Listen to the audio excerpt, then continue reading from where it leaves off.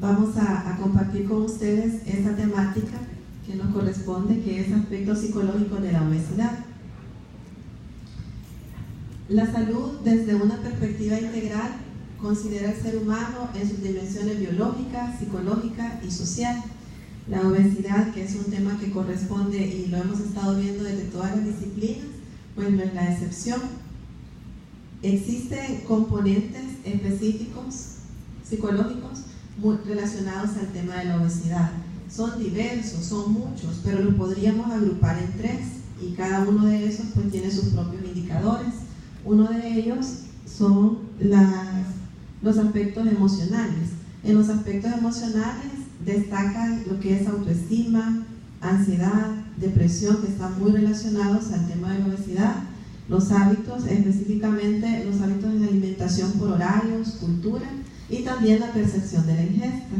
Viendo a detalle cada uno de estos aspectos, pues comenzamos con los factores emocionales. En los factores emocionales, sé que en el ambiente o en el ámbito físico hemos dado todas las explicaciones desde las distintas especialidades sobre la obesidad.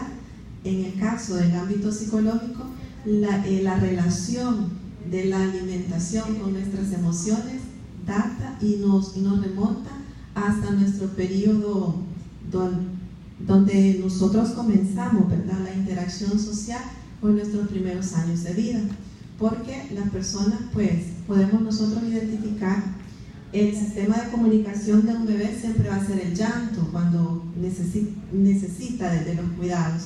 Entonces, cuando carece, existen estudios en psicología que denotan que cuando la madre carece de empatía para reconocer el tipo de llanto y todo, absolutamente todo, las emociones de su hijo o su hija, las calma con la alimentación, nos acostumbra a que desde pequeños asociamos la alimentación como una sensación, en este caso, que puede atenuar emociones que no podemos resolver. Imagínense qué interesante desde dónde nos remonta a la parte psicológica el análisis de cómo se puede relacionar el tema de la alimentación. En estos indicadores emocionales, entonces, si nosotros venimos asociando que el tipo de alimentación, la forma de alimentarnos, o depende cómo emocionalmente nos sentimos, así vamos a tener un grado de alimentación, nos va desencadenando ciertos indicadores emocionales. Uno de ellos, y bien destacado, que es el de autoestima. Autoestima, que es el nivel de valoración que cada uno de nosotros tenemos, pero específicamente en el tema del autoconcepto. La autoestima tiene muchas dimensiones. El autoconcepto es la descripción que cada quien da de sí mismo, y este autoconcepto tiene dos vertientes o dos orígenes: el que nos formamos nosotros mismos intrínseco y el que nos forman externamente, que generalmente son nuestros familiares, nuestro grupo familiar. Se codifica autoestima desde primera infancia. Primera infancia es desde 0 a 7 años. Desde ahí comienza a configurarse la autoestima a nivel externo. Todas aquellas expresiones que los familiares, mamá, papá o en ambiente escolar pudieron inculcar relacionado a la autoimagen, a la autopercepción, influye mucho, y en ese momento el niño, en este momento en la infancia, se codifica en el modelo de nivel de autoestima, se codifica cómo los demás lo perciben. Y después de primera infancia, el niño lo que hace es introyectar eso, es decir, apegarse a ese concepto que dijeron, y así sucesivamente se comienza a desarrollar lo que es autoestima. En este sentido, si en primera infancia mencionamos al niño es que tú mucho comes, o es que tú te ves muy gordito, y con expresiones quizás ya más despectivas, se va acostumbrando y se va acoplando a ese concepto que le están configurando, y luego él es el responsable como de seguir emocionalmente reproduciendo ese concepto. También está relacionado a los niveles de ansiedad. Quizás a algunos de ustedes ya les ha pasado que cuando sienten mucho estrés, mucha preocupación, tienen deseos en específico de algún tipo de alimento o de algún tipo de bebida, y de repente con consumir o con obtener ese alimento se controla un poquito lo que es la emoción, y se controla, o la persona dice: ya no me siento tan ansioso. Existen alimentos en específico, a veces son bebidas y dice necesito así como una Coca-Cola en este momento, o estoy muy estresado y necesito como un café, o cuando estoy desvelado, en el caso de los estudiantes necesito estar con golosinas, y al tener eso, a veces incluso sin consumirlo, el solo hecho de estarlo viendo le genera a la persona comienza a atenuar las emociones, o comienza a atenuar su ansiedad. Entonces no es el hecho en sí de que la persona, el punto medular en ese caso es la sensación que está buscando, y la sensación que está buscando es manejar sus emociones. El detalle está que el manejo de sus emociones no lo está gestionando personalmente, sino que está utilizando un estímulo, y después va a necesitar otro estímulo, y después otro, y así sucesivamente. Es como se va llegando a los ciclos de consumo excesivo de alimentación, de consumo excesivo de alimentos que sobrepasan la necesidad de saciedad. O sea, ya no es por apetito, sino que se va comiendo por lo que es ansiedad. También está relacionada en los aspectos emocionales a lo que es el estrés.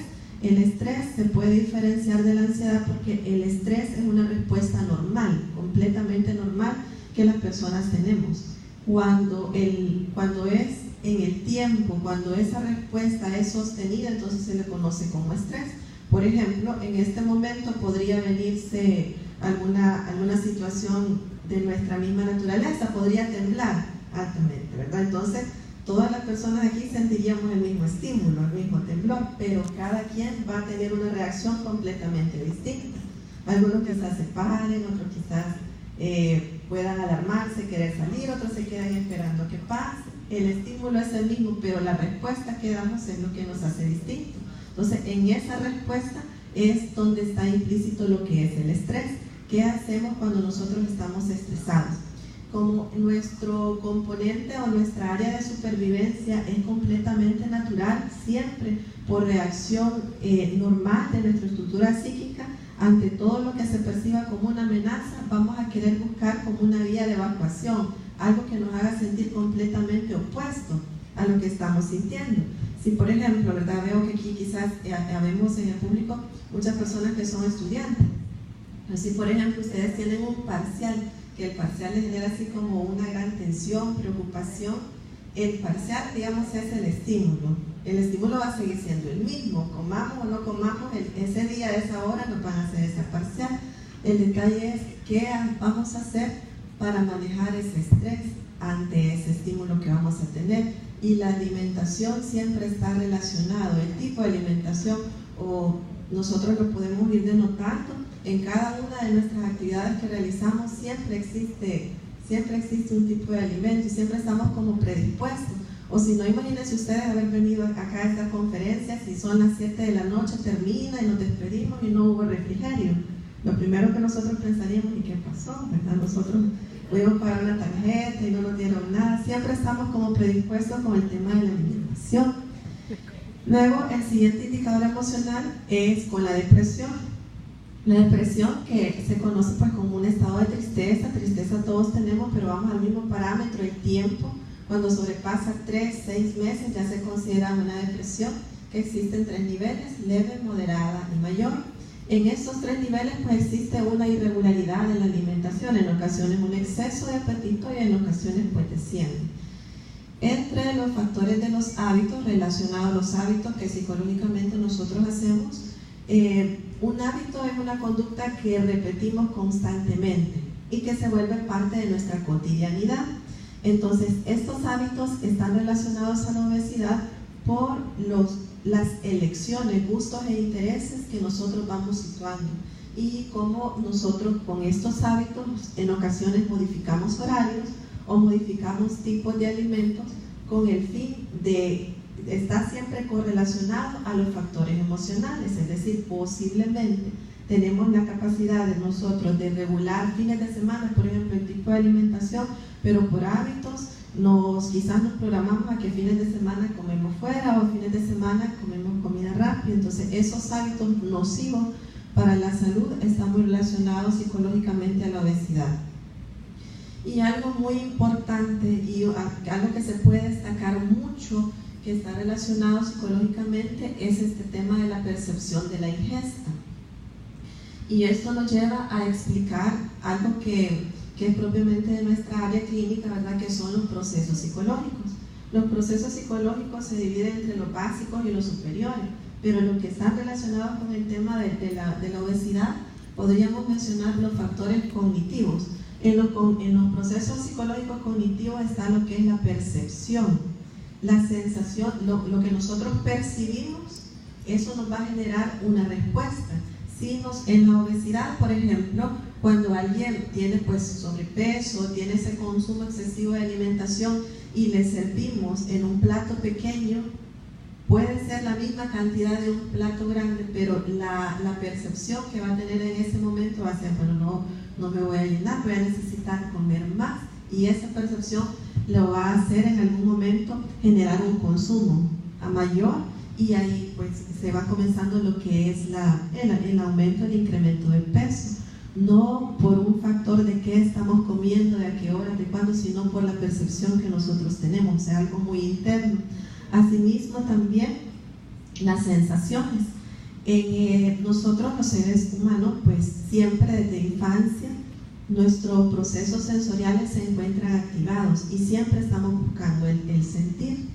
En este sentir, cuando las personas, por ejemplo, tienen una situación en donde las emociones les afectan mucho o se sienten afectados emocionalmente, eso es una sensación. Se siente triste, preocupado, enojado, cualquier emoción negativa, y buscas contrarrestarlo con otro tipo de sensación que casi siempre están relacionados a sensaciones que se contrapuestan, sensaciones que le hagan sentir diferente. Si estamos tristes, pues algo que nos haga sentir alegres. Si estamos preocupados, pues algo que nos haga sentir relajados. Y en esa correlación está el tema de lo que nosotros buscamos en lo que es alimentación. E incluso esto también se explica desde la parte psicológica, el tema de las adicciones, que en realidad la persona que tiene una adicción, que muchas veces puede ser también a la comida, no es en sí que no comprenda o que no asimile que está haciendo un hábito nocivo, sino que la sensación de placer que le produce la alimentación puede atenuar la emoción negativa que está teniendo. Entonces es como la búsqueda de poder suprimir un sentimiento, una emoción que no está resolviendo sola y lo está resolviendo a través de un estímulo externo. El detalle es cuando se vuelve un hábito y la persona lo está resolviendo constantemente, al final, ¿cuál es el resultado? Si hablamos específicamente de alimentación, la obesidad, es así. Están también los procesos afectivos. En los procesos afectivos, pues la obesidad está relacionada mucho a lo que es emociones, sentimientos. La diferencia entre esos dos términos es que las emociones son pasajeras, transitorias, y los sentimientos son permanentes. Nosotros podemos decir en este momento o este día, 10 de noviembre, por ejemplo, a las 8 de la mañana tuvimos una emoción de enojo, pero son las 7 de la noche y esa emoción ya no está, desapareció, o al menos el parámetro de normalidad tendría que ser que ya no esté, al menos eso esperaríamos. Entonces, pero sentimientos podríamos decir, bueno, alguien tiene un hijo, a 7 de la mañana yo tengo amor por mi hijo y son 7 de la noche igual, sigo teniendo ese amor, porque son sentimientos, es la característica que es permanente. Cuando las emociones se vuelven en un ambiente para la persona tan diversas o tan cambiantes de una a otra emoción, siempre internamente va a buscar la forma, un ser humano, de poder moldear o de poder tener un intervalo entre una emoción y otra que le haga sentir bien, y en ese sentir bien, vamos a la misma explicación, buscamos estímulos externos. Casi siempre sucede en las personas que tendemos a trabajar más de 8 horas o las personas que tenemos más de 1 o 2 trabajos, muchas responsabilidades a la vez. Son tantos las situaciones que estamos manejando por tener un equilibrio que entre todo eso siempre vamos a buscar un punto que nos haga estabilidad. Y el detalle es cuando esos puntos son hábitos nocivos para nuestra salud. Y están también los procesos, lo básico, ¿verdad? Los volitivos, que esto se refiere a lo que es la voluntad. El tema de la voluntad entonces es parte de la estructura psicológica en donde todos y todas tenemos ese proceso, pero cada quien lo puede vivenciar de una forma distinta. El proceso volitivo, por poner un ejemplo sencillo, a todos y todas se nos otorgan 24 horas en el día, absolutamente todos, pero cada quien decide cómo organizar esas 24 horas. En esos procesos volitivos, cada quien desde su voluntad elige cuánto va a dormir, cuánto va a comer, cuánto va a salir, cuánto va a estudiar y así sucesivamente. Entonces en sí, el tiempo o lo que tenemos universalmente todos no es diferente. Lo diferente es cómo nosotros desde nuestra voluntad lo hacemos. Y es ahí donde en estos tratamientos, por ejemplo, que nosotros realizamos psicológicamente, en el abordaje psicológico, pues uno de los métodos de terapia que se tiene que implementar más son todos aquellos métodos y técnicas para que la persona, en primer lugar, haga lo que en psicología llamamos insight, que quiere decir darse cuenta. O sea, darse cuenta en toda esta estructura que hemos mencionado, dónde están nuestros puntos que estamos en cierto desequilibrio. Y después de eso, vienen todos los métodos de terapia para activar estos procesos volitivos y lo que es la fuerza de voluntad para lo que viene. No es la terapia, en estos casos, no es una charla, ¿verdad? No es consejería. Para ninguno de esos dos términos se especializa un psicólogo clínico. Entonces son métodos los que vamos a implementar. Por ejemplo, alguien puede pasar con la licenciada, con la nutricionista, y ella le puede dar un plan excelente de alimentación, pero cuando ese paciente sale de ese consultorio, ¿qué va a determinar que lo ponga en práctica? Sí existen factores externos, que compre lo que se ha recomendado, los horarios, pero lo que internamente va a determinar que lo cumpla es el proceso volitivo de la persona, es la voluntad para ponerlo, y es el cambio en la dinámica de vida y los hábitos que va a poder tener. Algunos aspectos psicológicos que se esconden detrás de la obesidad. Ya vimos cuáles son los que están relacionados, cuáles son los que lo determinan, pero ¿qué hay detrás de una persona que presenta obesidad? En primer lugar, pues existe lo que es el manejo de las emociones. Emociones tenemos todos y todas desde que comenzamos nosotros, ¿verdad? Nuestra vida, infancia, hasta llegar a la adultez mayor. Todos experimentamos emociones positivas y negativas, y lo que nos hace diferente a nosotros no es la emoción que sentimos. Lo que nos hace diferente es cómo nosotros la manejamos, qué hacemos con esa emoción.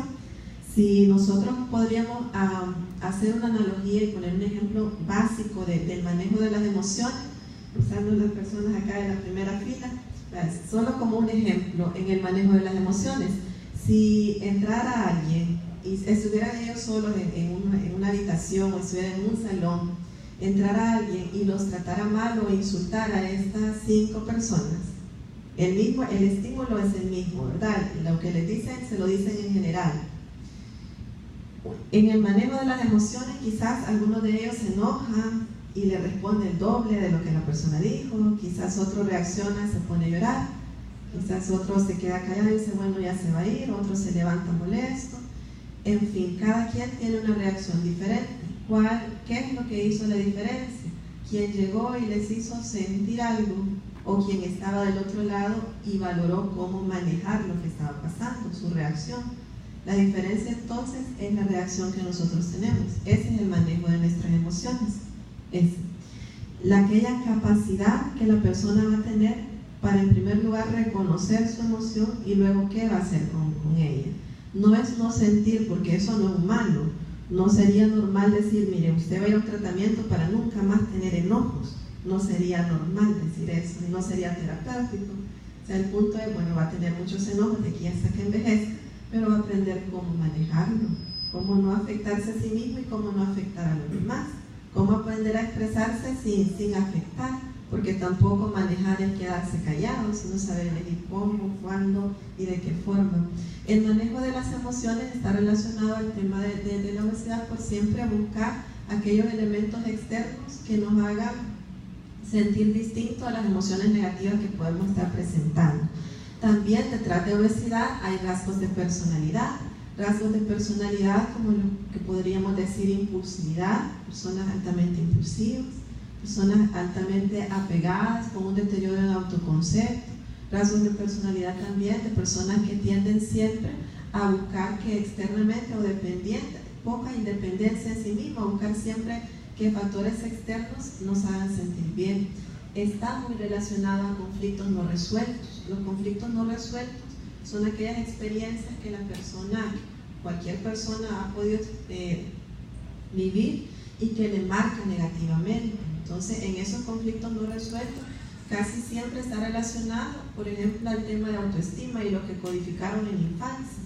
Lo que les explicaba yo cuando íbamos iniciando, ¿verdad? Cuando se hacen comentarios negativos, la persona se llega a creer tanto un autoconcepto negativo que hay un momento que el amor propio comienza a descender, y entre menos amor propio tenemos, más hábitos nocivos, no solo con el tema de obesidad, sino que en general para nuestra salud nosotros podemos estar experimentando. Entonces, en la consulta, en el abordaje psicológico, si ustedes están viendo, es bien amplio. No solo estamos viendo lo externo, alguien que tiene sobrepeso o que tiene obesidad, se hace una entrevista en donde se identifica desde infancia, adolescencia, adultez, todos aquellos factores que a la persona pudieron haber marcado, y una vez resolviendo esos conflictos desde la estructura psíquica, no es que se hace magia y al día siguiente va a existir algo que va a marcar el cambio, pero sí que la persona va a poder trabajar mejor por su calidad de vida. Y los efectos, ¿verdad?, en la interacción social, por todas aquellas estigmas sociales y etiquetas de lo que comúnmente se conoce como normal y como esperado en la sociedad. En los factores intrínsecos ya del tema del manejo de las emociones y lo que está implícito en la obesidad, pues podríamos resumirlo en lo que es la inteligencia emocional, específicamente en su área de autocontrol. La inteligencia emocional es la capacidad para manejar nuestras propias emociones. Inteligencia cognitiva todos y todas tenemos, hasta las personas con discapacidad intelectual. Lo que los hace distintos es el rango, pero inteligencia emocional no todos, porque eso se va desarrollando, eso es un proceso, es una educación continua. La capacidad de reconocer lo que estamos sintiendo, y una vez nosotros lo identificamos, pues lo podemos manejar. Mientras no le asignemos nombre a lo que estamos sintiendo, no podemos identificarlo. Y en el autocontrol, que es la capacidad de controlarse a sí mismos y de todos esos impulsos que desde nuestra estructura de personalidad nosotros podemos llegar a tener, se llega a controlar. En este sentido, pues los procesos de terapia psicológica van de la mano con un tratamiento y un abordaje integral, ya con todos los aspectos que hemos mencionado. Así de forma general podemos tener una noción de lo que nosotros hacemos en los procesos, ¿verdad? Que es una entrevista inicial, luego vienen los test psicológicos y un acompañamiento en este tema en específico antes y después de lo que es el tratamiento, para que de esa manera se pueda realizar lo que es un abordaje integral y garantizar que la persona no solo está haciendo un cambio por su imagen, por algo externo, sino que está haciendo un cambio desde su estructura emocional, psicológica, y que ese cambio va a ser permanente, porque va a ser para la calidad de vida. Con eso entonces concluiríamos lo que es la temática, y pues también con este pensamiento, ¿verdad?, de Víctor Frank, psicólogo, terapeuta y creador de una terapia denominada la logoterapia, la terapia centrada en el sentido de la vida, en donde al final toda acción que nosotros vayamos realizando y va en busca de nuestra autorrealización es toda una educación emocional, y es todo un reto que nosotros tenemos, educarnos desde nuestras emociones. Jamás es situarnos en que ya podemos y de aquí en adelante todo es fácil, es continuo. Incluso las personas que nos dedicamos a esto, siempre tiene que ser un proceso continuo para así poder tener nuestra calidad de vida y nuestra salud de forma integral, no solo en una estructura física, sino que también psicológica. Eso ha sido mi participación. Muchas gracias.